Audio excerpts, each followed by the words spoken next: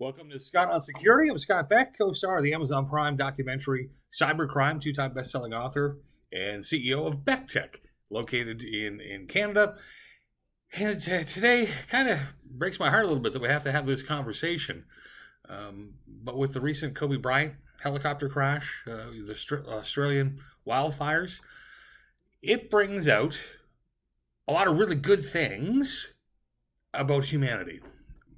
But to scammers, and let's just call it as it is, cyber scum. I mean, what else can you call this? They use these worldly events, timely events, and they have a very short window to utilize these to try to con people out of some money, to install malicious software on your computers. And you say, Scott, well, how can they do that? All right, let's walk through this real quick. So you have a tragic event occur, like what happened with Kobe. And then suddenly on social media, there's a whole bunch of stories and links and websites showing up, and they're trying to get you to click on them. The old click and bait kind of thing going on to bait you in. There could be a lot of phishing emails going out. They could be trying to generate revenue directly. So if an event calls on your heart and you want to help out with something, make sure that you're donating your hard-earned money to the cause through a legitimate organization and not just some random page. The Australian wildfires, no official organization was setting up a GoFundMe page. All right, let's just call it as it is.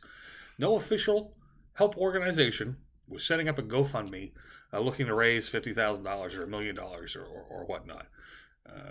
They're going to have other websites that they own and utilize for that kind of thing. So we have to be on the lookout. Yes, when bad events happen, most of us want to be helpful and want to be mindful of the situation.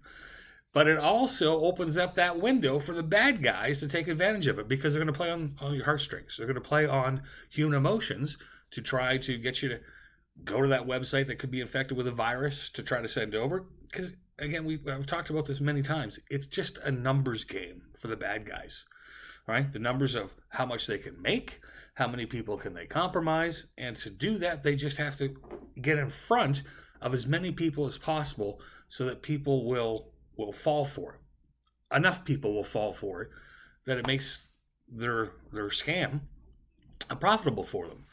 I mean, think on it a different way. Just in everyday life, we had a client one time, one of the staff members was trying to look up a postal code, or if you're in the States, a zip code. But they were just going to Google and they were typing in, find a postal code. The very first thing that came up with a Google search happened to be an ad. It says ad. And when they clicked on it, it was taking them to a site. It kind of looked like Canada Post. And it was asking her to download and install some software. Well, guess what? Turns out when our security software alerted us and went, there was a virus trying to be installed, and we went back through it. That ad was actually by a cybercrime gang. So they were spending money with Google to get it in front and have people click on it so they can make money off of it. So how much money are they making on it that they're willing to spend for Google AdWords, like a legitimate business? It gets scary. And this is what can happen in these highly charged, highly emotional situations that are pulling on heartstrings, that get you like fired up. They'll put this stuff out there and try to clickbait you or bait click you or however you want to say it to get you to go to their website. They're going to try to get infected. They're going to try to get you to donate money. They're going to try to steal your identity, because if you give them your credit card and all that information through a fake site, guess what? Now they got the information they need to go after you. So, lesson of the day: when an emotional charged situation occurs, like the Australian wildfires or Kobe is passing, and the helicopter crash and all the media that's happening around that, be mindful. Know that there's going to be bad people in this world. They're going to try to take advantage of these situations to try to fool you, to try to con you, and try to do bad things, utilizing these events to make that happen. So be on the lookout.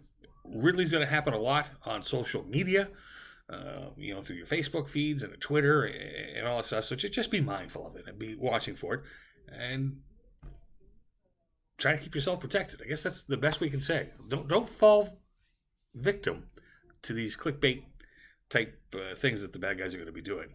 Okay, well, I'm in Nashville recording this video from the hotel room down for an IT cybersecurity conference, and going to be listening to some interesting speakers and learning some latest trends, and I'll be sharing those back with you. Thanks a lot for joining me on Scott on Security, and stay safe out there.